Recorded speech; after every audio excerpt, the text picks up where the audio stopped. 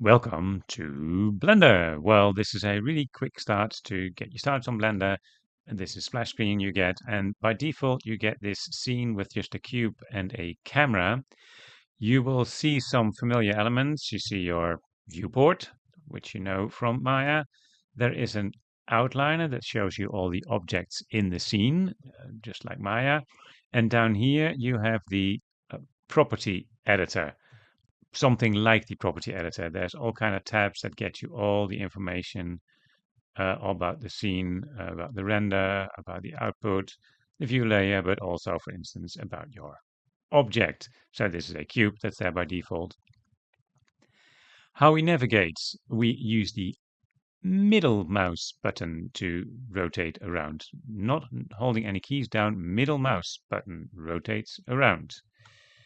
Shift middle mouse button pans the view, like left to right or up and down. And Control middle mouse button lets you zoom. You can, of course, also use your scroll wheel if you have one. How to now get back to the overall view. If you hit Home, it frames everything. If you hit the dot on your numeric keypad, it focuses in on the object that is selected. Now, how do you select an object? It's very simple. You just click on it. This is the default cube that's there. We might want to move it about a little. So how do we get into move? You have these tools out here. If I hit T, those tools go away and reappear. You can select your tools from here and, just like in Maya, drag your object around. You have to click on it to move it. Same thing with rotate, and the same thing with scale. Whee! Now let's Control Z this. Boom, back to this origin. We can also, instead of using these, that's actually select tool up there, these options, you can use direct keys like the G, and then we do not click and look at all those things that happen at the bottom, which you now can use. I do not click, it just stuck to the mouse now. I can freely move it about, and as soon as I click, it's stuck there. If I hit G again, it moves around. If I then hit a certain axis, let's limit it in Y. Let's hit Y. Now it only moves on the Y-axis. Or limit it in the X-axis. Now it only moves on the X-axis. And if I click, it's stuck. And if I hit G again and then Y-axis, I can move it that way. Notice how the Z-axis is pointing up in Blender. That's different than Maya. So G moves stuff. Big surprise. R actually rotates stuff, which makes total sense, but in Maya that's the E.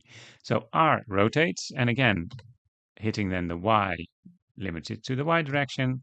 Hitting R, Z rotates it around Z. And same with scale. Scale is simply S. And again, if I then hit Y, it only scales in Y. Or Z, it only still scales in Z. You can directly manipulate it if you know those shortcut keys. You can use the same keys, or almost the same keys, to get to these options. You just do Shift Spacebar. That's Shift Spacebar, and then hit the letter of the controller you want. G for move. Then you just get the controller. You can also choose to get the universal controller, which lets you do anything. You just grab whatever you want and it lets you do anything. This is a one window view. You can do a 4-window view, but there's not enough space on this screen and you actually don't really need it. But if you rotate and hold down Alt and rotate, it snaps to the orthographic views. And if I then let go of Alt and just rotate around, it really gets back into perspective. So you can really easy get to your orthographic views. You can also hit these buttons up here to get into all the different views. And then with just middle mouse drag gets you back into perspective. So that's your basic navigation. Let's add some object. Add mesh, circle. No, let's add a sphere. That's a sphere. Nice sphere. We can mess with it. It always gets created where this 3D cursor lives. So if I add a monkey mesh, monkey, we get a monkey there. Yay, and I can move it about and mess it with it. If you accidentally move that thing about, which is not that hard to do if you get into move mode, you can move the 3D cursor.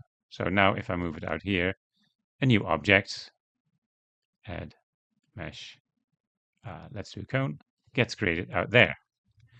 But we often move this by accident and need to move it back to the center. So you do Shift C, shoots the 3D cursor back to the origin and frames the entire scene.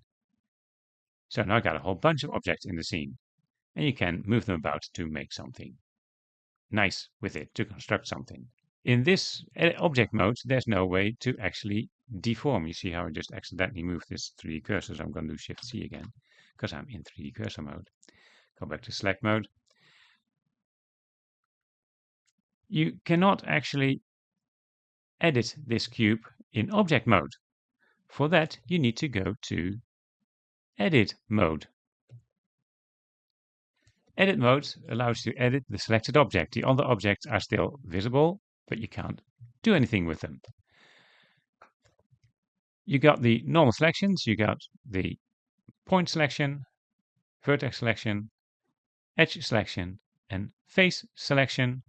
And it's actually 1, 2, 3, 1, 2, 3. Select these, not on your numeric keyboard, because on your numeric keyboard, that actually gets you into the orthographic views. But on the top of the keyboard, if you use 1, 2, 3, you can select vertices, edges, or faces. So let's select I'm in face mode now. So if I then hit G, I can move the face about. I can also go Shift space G and get my controller to have exact control. It's moving in global space right now. You can actually move in local space or whatever space you feel comfortable with. So if I now go to 1 to hit vertex, I'm going to pull a vertex and I'm going to mess with it. So we can change the shape. And of course, the usual tool that's available in all 3D packages, if you have a face selected and you hit E, it extracts or extrudes. So extruding, hitting E, is extremely easy. You can also, if you'd like, extrude an edge. But you get this weird geometry that doesn't make sense. You get this geometry that's non-manifold. The 3D program will have a hard time figuring out what is the front and the back of this particular polygon because it's attached to an edge. So this edge has 3 polygons coming out of it, making it non-manifold. We don't know what is inside and what is outside. Anyway, that gets too detailed. Extruding polygons can be extremely handy in modeling.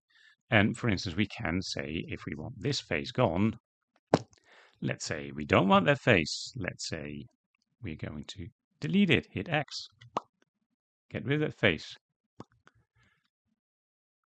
Now the geometry is perfectly all right. So that's edit mode. In edit mode, you can change the shapes of objects and go back to object mode to select another object. You can hit dot to zoom in on it, and then we can go into edit mode again to change the shape. With these basic tools, you should be able to mess around and build something.